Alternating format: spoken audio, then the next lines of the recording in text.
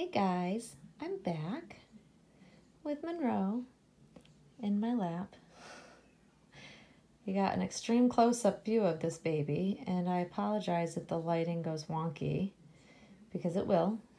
This camera just doesn't know how to work properly, and it's getting darker by the moment outside because we're going to get a thunderstorm shortly. It's rolling in. So my camera on my phone is once again struggling to adjust to the right coloring. So I apologize, but I wanted to do a video. This is an extreme close-up right up on top of her, so you guys will be able to see her skin, but unfortunately the coloring and lighting is very wonky and weird. You see it trying to adjust. Apologies for doing that during this video. But she's just laying here on my lap. I just uploaded another video because I felt the need to explain, because I've had several people reach out to me asking whether, one, I purchased one of Claire's new silicone kits, Tate and Sage, and I felt after several people have asked me and then asked me why I didn't, I thought I'll just post a video. It's just easier, and Erica has posted some pros and cons, and it kind of works well with her discussion of, the pros and cons of, buying silicone kits and having them finished. But yeah, so I feel like it may have taken a negative tone, and I did not intend for it to take a negative tone. I'm being very real.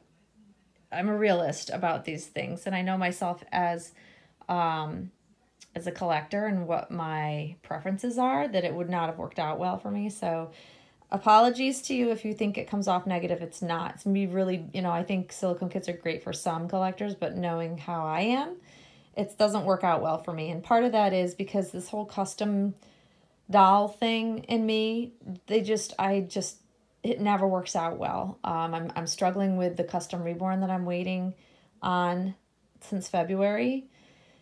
And in the past, even right from the time I started collecting, customs were very common, and everyone I ever had made, not that they weren't beautiful dolls, it didn't turn out the way I had envisioned, because I have a hard time seeing a blank kit and seeing what it'll be, because everybody's painting styles are so different that it's too difficult for me to envision what that baby's going to turn out looking like. And I have to know I'm going to love the doll, and I know for me it would be anxiety ridden, and that part of that is that issue with having this obsessive compulsive disorder that I deal with. And so that's why I opted not to. But I didn't mean, if it does come across as slightly negative, I apologize. It really was not the intention of the video, because I think, once again, it's a really, really great way for other collectors to get their hands on a Claire Taylor baby that haven't been able to previously. So yeah, but I'm just getting lots of cuddles from little Monroe here. And she's absolutely adorable. Even close up, she's amazing, and her skin tones are amazing, and they look really pink in this video, but they're not this pink. She's definitely got pink skin tones, but not this pink. It is the lighting. And it looks like it's about 7, 8 o'clock at night here, because it's getting dark because it's going to rain. So that's why it's just very odd lighting. But I love how this baby curls up. One of the things that I was worried about was the fact that she's almost a 9-pound baby. And I was worried that she wouldn't be as cuddly because of her being so heavy. I have to say, guys, that this baby is really cuddly. I don't see a big difference in how she feels sitting and holding her, or even carrying her around, compared to my previous baby, who was much, not much smaller, but weight-wise, she was definitely smaller, because she wasn't as big around. She has a smaller head. The proportions were just different. And I think it's because of the distribution of weight, because she's curled up. And I think it makes the baby easier to carry. Like, they're not flopping all over the place. Her arms kind of bend in, and you can just keep her like swaddled and curled up like a newborn. And I really enjoy that about her. But actually, the reason for this video was also, I wanted to chat about the bonding process as collectors. I love hearing about how others bond with their dolls, because everybody's so different, that I thought I would chat with the way I am, because After having this baby for, how long have I had her for? A week? Almost 2 weeks. Has it been that long? I don't know. Something like that. But I have really, truly bonded to this doll. I, don't bond as well with every doll that I have, but I really adore her.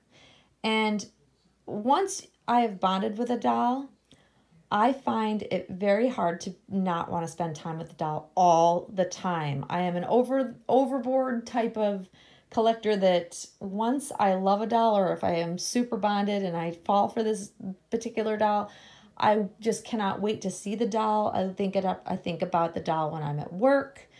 I hate leaving the house and making plans because I'd rather be home enjoying the doll. And I'm curious to hear if other collectors go through the same things. I love hearing the bonding process because we're all so different in how we collect and how we enjoy our dolls. The bonding and how we deal with bonding process and really being in love with the doll and enthralled with having a new doll might be very different for some collectors. I definitely go overboard. I can tell you that much. Like, I had a birthday party I had to go to yesterday, and as much as I love my friend and wanted to go to the birthday party, I wanted to be home with Monroe, just sitting and cuddling with her. It wasn't even like nice weather or anything. It was just like I really totally would have rather been home enjoying this baby. So it kind of cracks me up that I am that extreme. I mean, I guess we hope for that. Like, I'd hate being away from her. So I know that the bond is real. It's a real thing for us. I think depending on the type of collector you are, to how you bond with your dolls is super interesting, but it is a real thing. I really truly feel it's definitely a real thing, because I literally just look forward to getting up in the morning and coming in and seeing her. And after you've had if you don't absolutely love a doll, at least me, I will eventually, I'll come in and visit the doll every once in a while, but I'm not like every day gotta see the doll, gotta hold the doll. Like, I have to pick her up and I have to hold her. I have to, sit and rock with her. Like, that's like my routine. And when I get home at night from work, I haven't even wanted to take as many workout classes, like my bar classes and yoga and stuff like that. I just haven't wanted to leave the house. I want to come in here and spend time with this baby. It's so extreme, I know. But that's me. That's how I know I've really bonded with her. So I would love to hear how you guys are when you really truly fall in love with a new baby.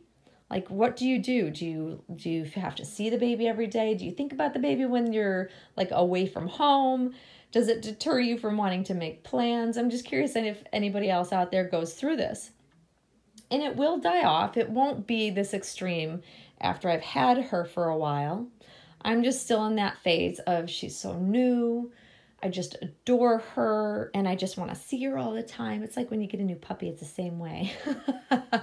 Except this is not a living creature. I know this. I'm aware of this. But it is, part of what we always hope for with our hobby, I think, is having that true connection with a doll. And I think it's wonderful. If you don't feel that way about a doll, that's fine. If you do, I think it's great. I love hearing about other people and how they deal with that, newness of wanting to spend every waking moment with their doll and if they experience it. So if anybody wants to share that, I would love to see a video on that, or you can just comment below, either way. But yeah, she's still just hanging out in this little Jacquardie sleeper. I guess in other countries they call them rompers. I don't know. Jumpsuits. I don't know. Different countries call them different things. But anyways, it's a sleeper. It's very cute with the little strawberries all over it. Fits her really well. I'm going to order some more from Jacquardie. I really like the 1 month size on her, I've determined.